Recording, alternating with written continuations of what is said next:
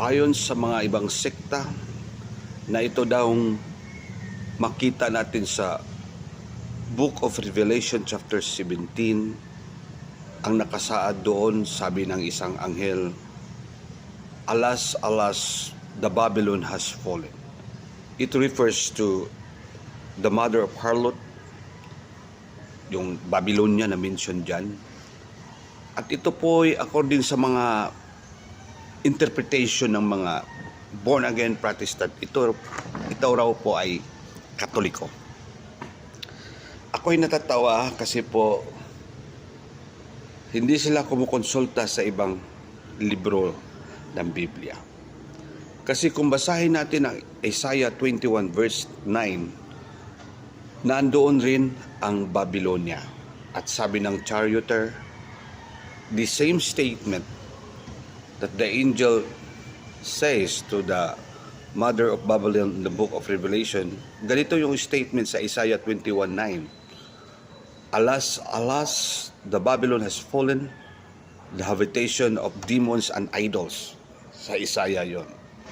And then if you continue reading to Isaiah 21 to 11 hanggang 13, nandoon mga kapatid, woe to Duma, woe to Arabia, Timan, Dedan, Shir, and Kir. This will be destroyed by the charioteer at that time. The question here, bakit Katoliko ang binato nyo sa Biblia na ito? Hindi po ito Katoliko. Because contextually, ito po ay makikita natin na itong lahat po ay mangyari sa Middle East. And I believe this would be the destruction of Saudi Arabia. Kapatid, na-predict na yan sa Revelation 17 at saka Isaiah 21:9. This is not a Catholic church.